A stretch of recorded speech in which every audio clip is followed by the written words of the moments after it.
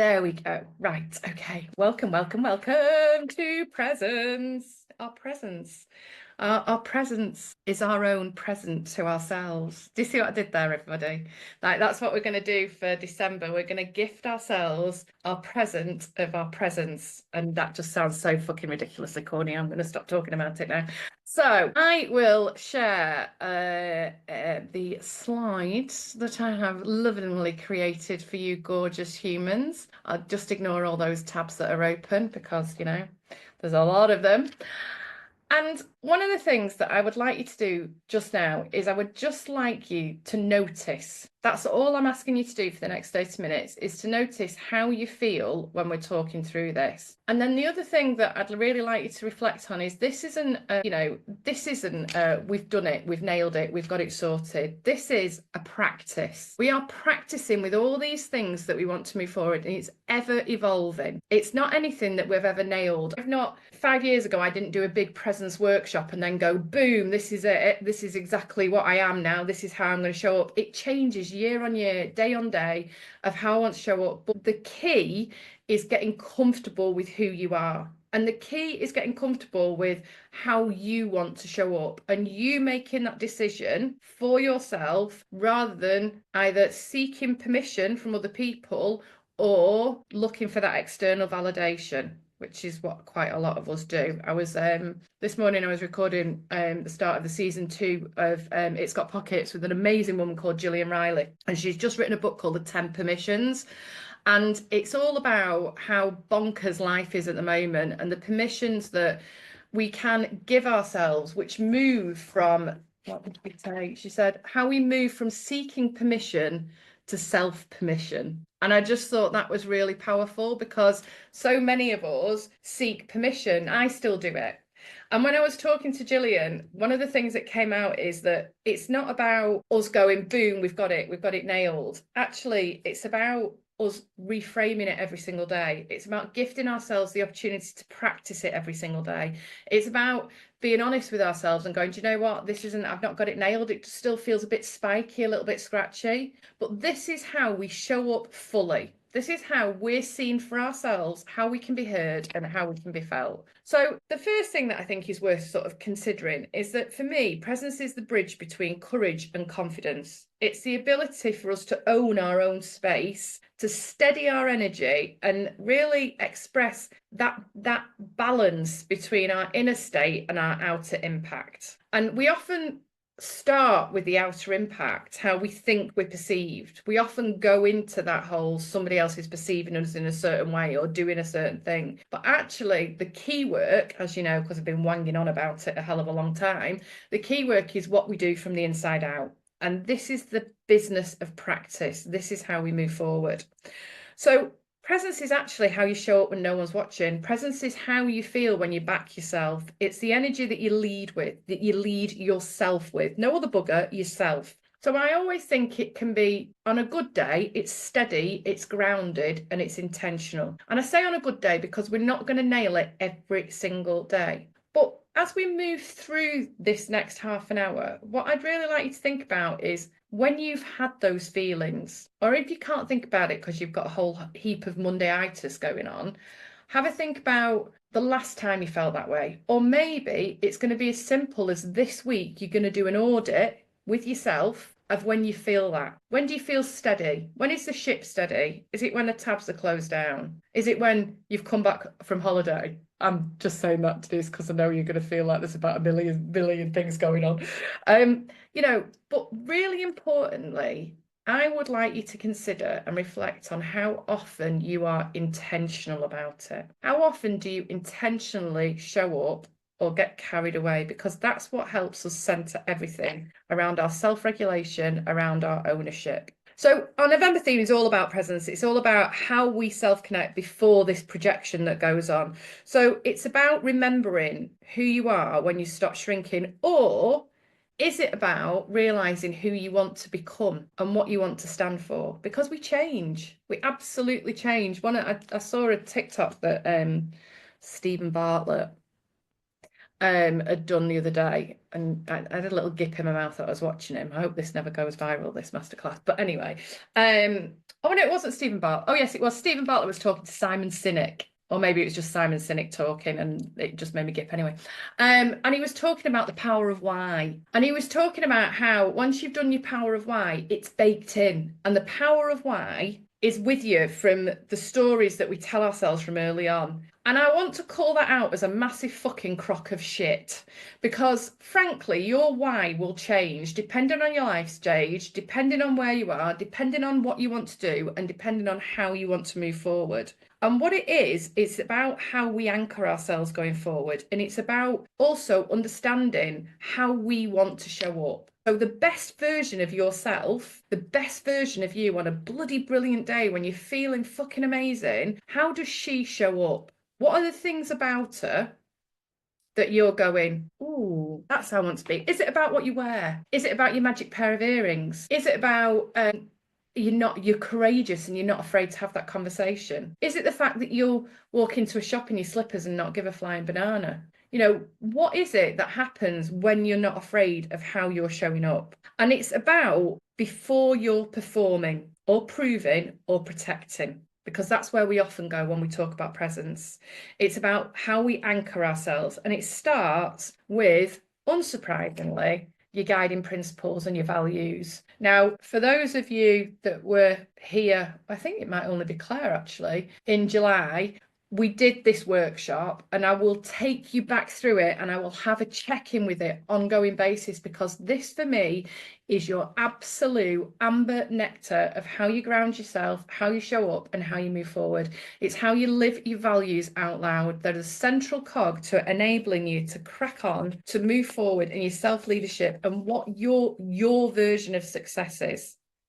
And when I talk about your values and your value system, I'm not talking about some shite thing that some corporate's got on a wall somewhere. I'm talking about what's really personal to you and how you show up for yourself. So you can see there that that's my guiding principles. That's how I hold myself accountable on a daily, a weekly, a monthly basis. And actually, if I'm feeling a little bit shitty, I go and ask my value system, not literally because I'd look like a right wanker, but I go and have a look at it and I go and say, what is it that is on there that I'm not doing at the moment? Because there's something that's feeling a little bit spiky. Is it my energy? And therefore, do I need to protect it? Is it because I'm not being open and I've started retreating because I'm fearful of how people are going to think about me and what they're going to say about me? Is it because I'm not being me and I'm still trying to conform to somebody else's version of success? So I really encourage you, because I'm not going to spend a huge amount of time on this, and we can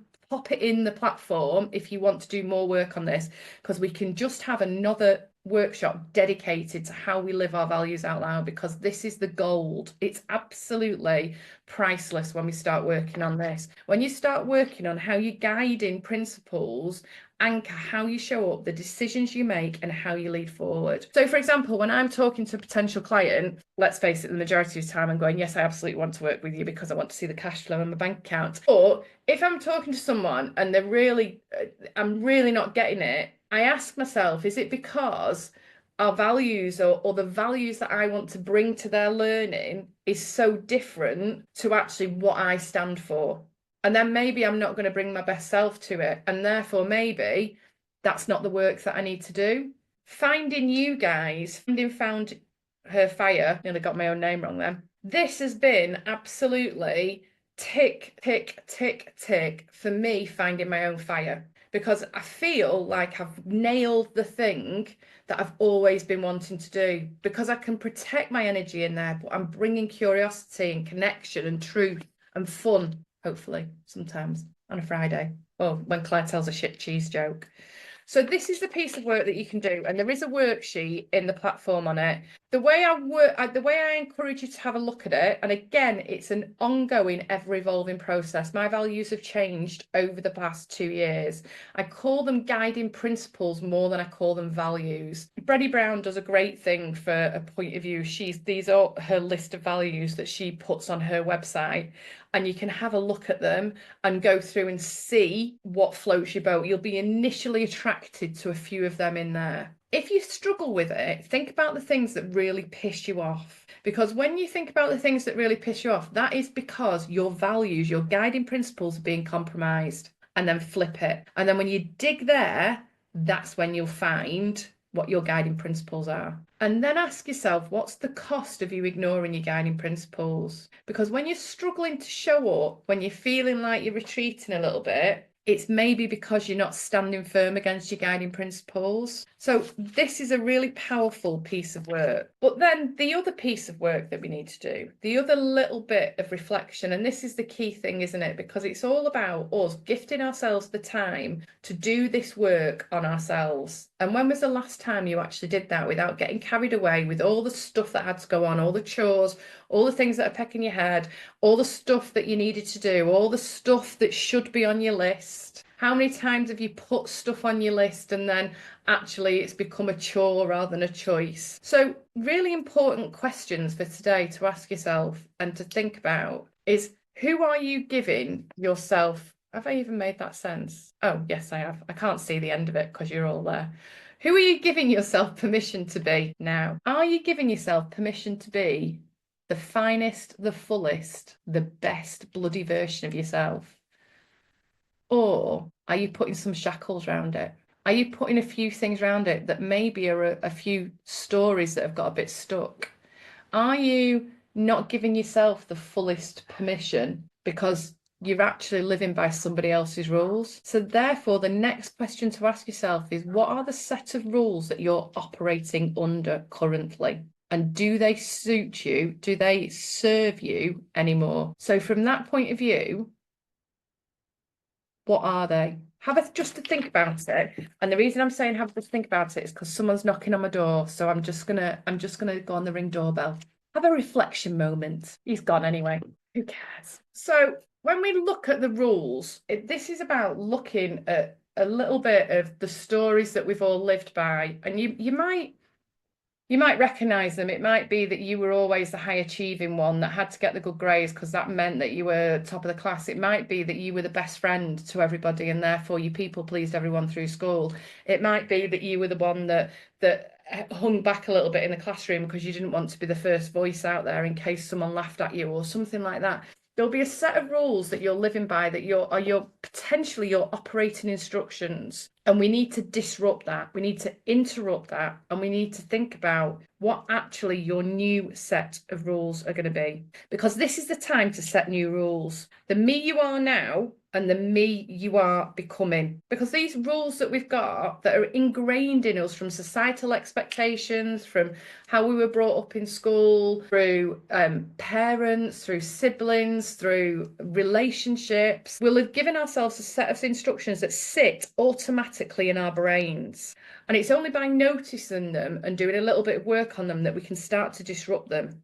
Because this is the time right fucking now for you to decide that you're in charge of your own story and to stop letting anybody else write it for you. It's time for you to claim your power back and actually understand that you are ever evolving.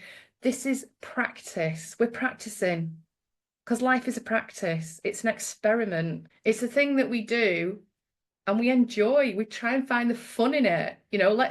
When's the last time you had fun? When was the last time you smiled? When was the last time that something made you giggle? When was the last time that you enjoyed something, anything, whether it's a brew in the morning or whether it's something else? The more that we can think about that, the more we can then start to look at the rules that we want to operate in. Some of the stories that we've got are conscious and explicit, but so much of it is unspoken and unconscious and a set of directions that you follow without even being aware that you're heading to a certain specific direction. So for example, if you've just started your own business, you will be operating under a set of rules that you've had when you worked in corporate.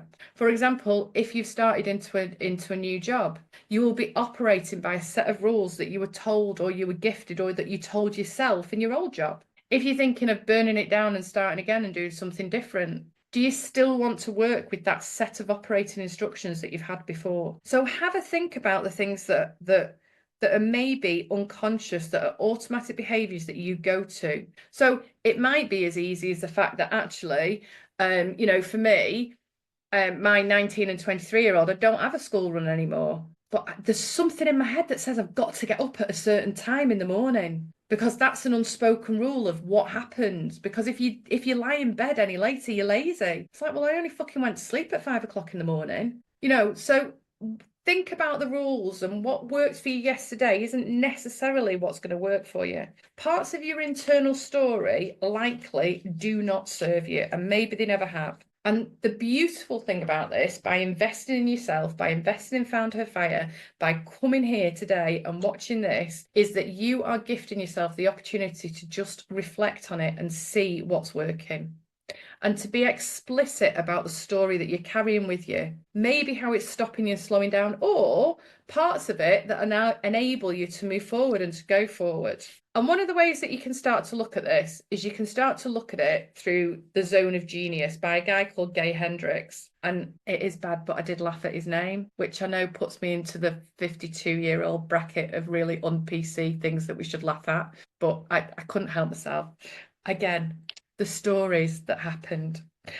And this is very similar when you do the work to the Ikigai model that we talked about in the power of our purpose and how we move forward. It's a different way of looking at it. And this is something that, again, I would really encourage you to have a little think about.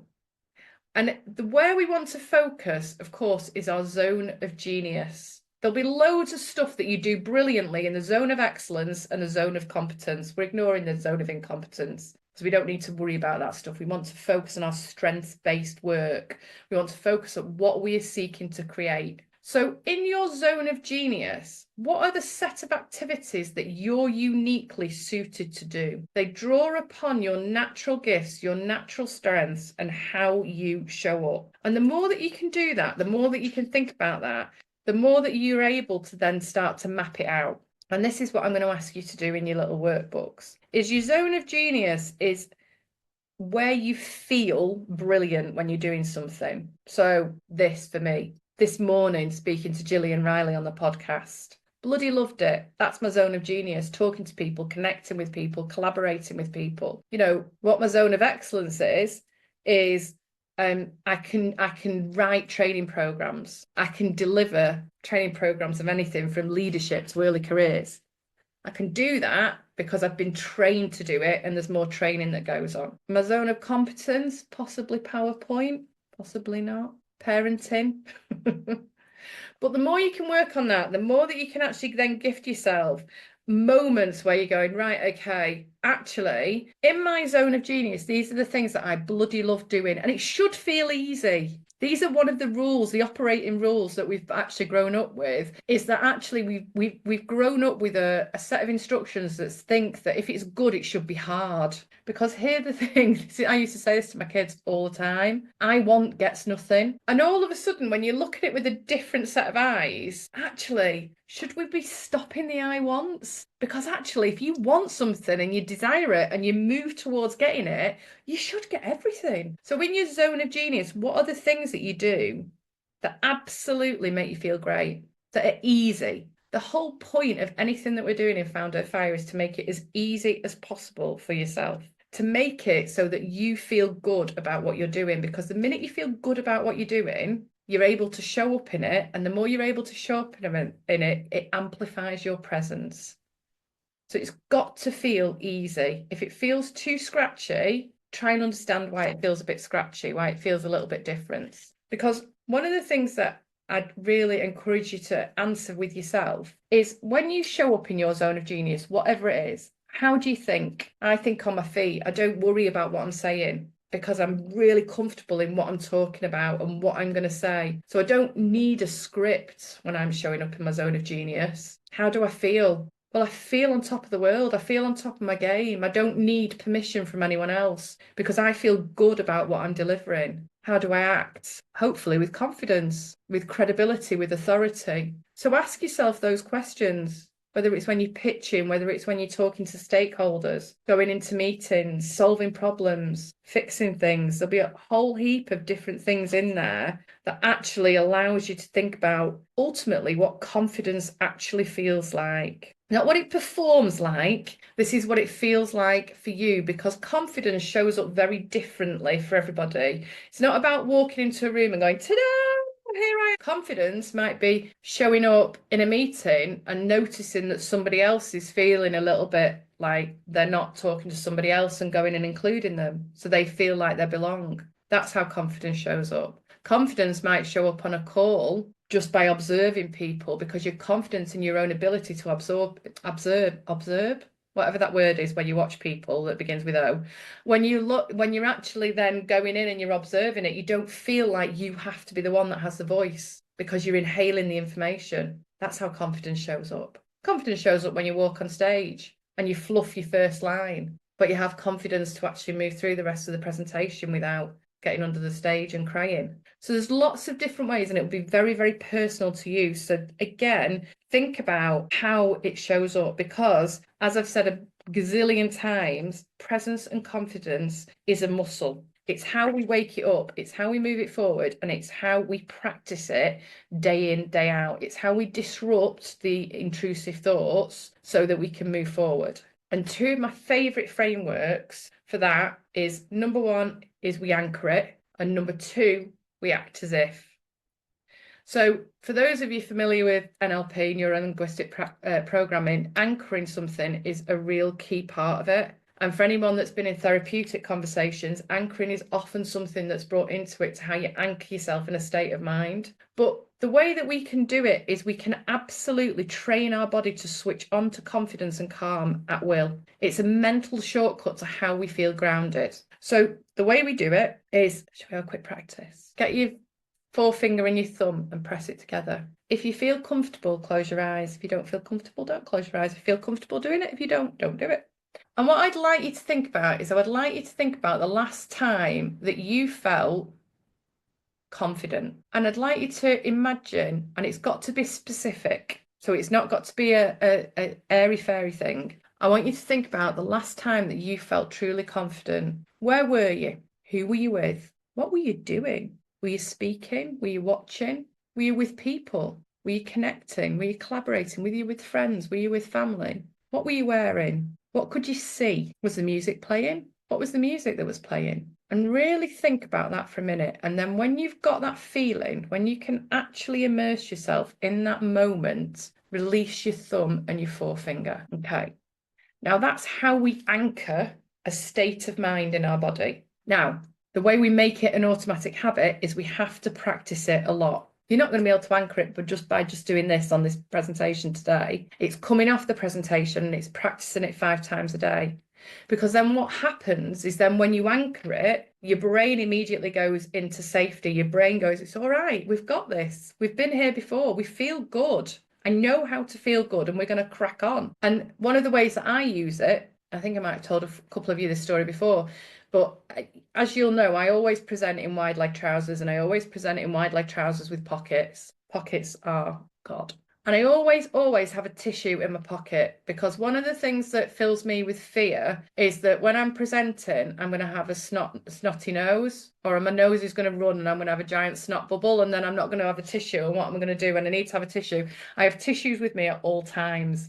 And it's been with me since I was probably about 15, the fear of going into the school toilets and there not being any loo roll. Do you remember that fear? So I always have a tissue in my pocket as well. And when I'm starting to feel nervous before I go into any sort of presentation, whether I'm presenting to 8 people or I'm presenting to 80 people, I use the anchoring technique with my tissue. I put my thumb and my forefinger on my tissue, and because I've done it so often, it tripwires my brain into going, you've got this, come on, crack on, you can do it. And then if I'm feeling halfway through the presentation that I'm not quite sure what's going on, I tap my tissue and it clicks that automatic behavior. It tripwires our brain.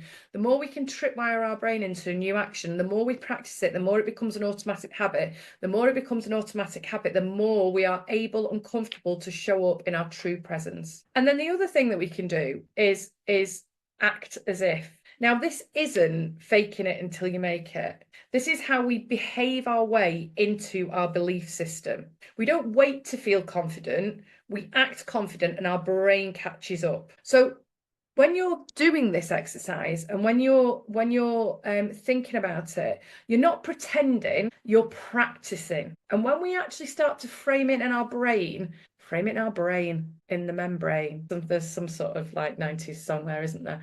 Anyway, when we start to practice it, what happens is our brain catches up. So when you practice how brilliant you are and how you act act as if the best version of yourself, you're showing your nervous system what safe, capable, and steady feels like. And the more you do it, this confident muscle that we're building, the more your brain goes, well, that was all right. We did it. Now, the key is to close the loop. When you've done it and it works, you close the loop and you go, well, that felt good.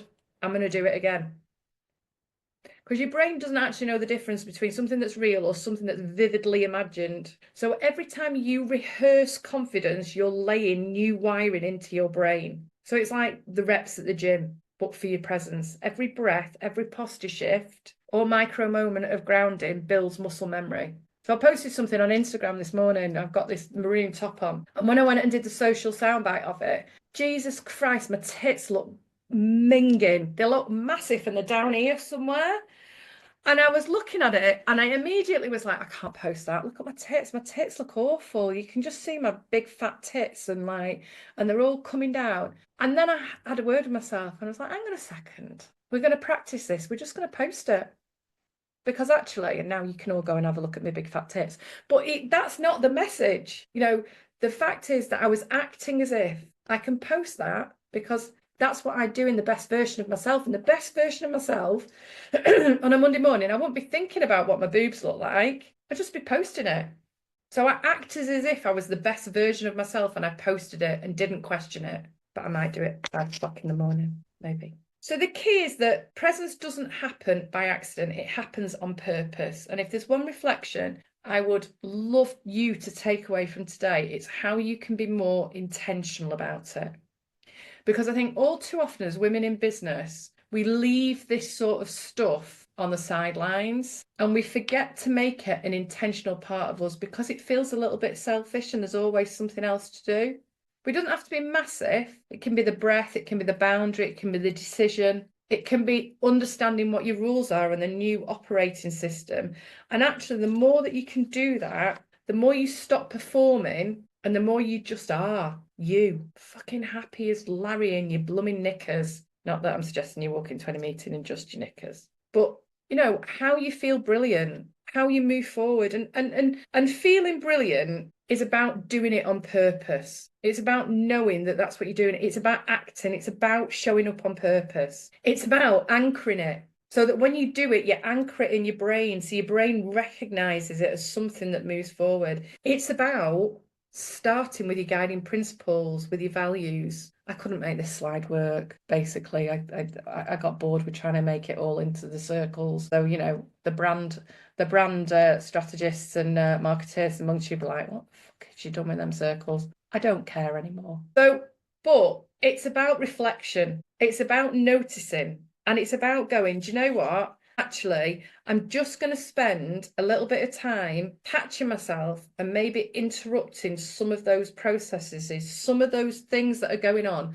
some of those stories that are baked in, and I'm not going to chase myself. I'm just going to ask myself, how did I show up? What felt right? What felt aligned? Because the more you do all these things and you practice them and you see them as tiny experiments, the more you start doing it all on purpose and the more you start feeling brilliant about what you're doing. And then when you're not having a good day, because let's face it, not every single day is going to be a day where you're going to feel, boom, here's my presence. Actually, what you can do is you can look at your day and you can decide where you need to bring your 100% of your presence into that day. And then the rest of it you can rock in a duvet and you can do what you need to do to get through the day. But actually, the more you work on your value system, the more you work on anchoring the good feelings, and the more that you practice it and show up on purpose with intention, the more you will feel really, really bloody comfortable in your own skin. And the more you feel comfortable in your own skin, it is magnetic. People then are attracted to it. Also the weirdos, but we're not talking about them anyway. So, yeah. And then all that wonderful stuff is like, look at me, look how brilliant I am. This is what we share, because then we go out there and we're not afraid to go, look at me, I'm bloody brilliant. Come and work with me, because with our presence is what matters. We're not afraid what anybody else is going to say. We're not afraid that somebody else is going to go, well, that Sarah Knight's a bit of a knob, isn't she? Because we've done the work to go, do you know what? I'm not going to make all the people happy, but But the key is that I'm feeling happy about it. I'm feeling all right about it. Hopefully you can all see me. So that is your whistle stop tour. Questions, thoughts, reflections.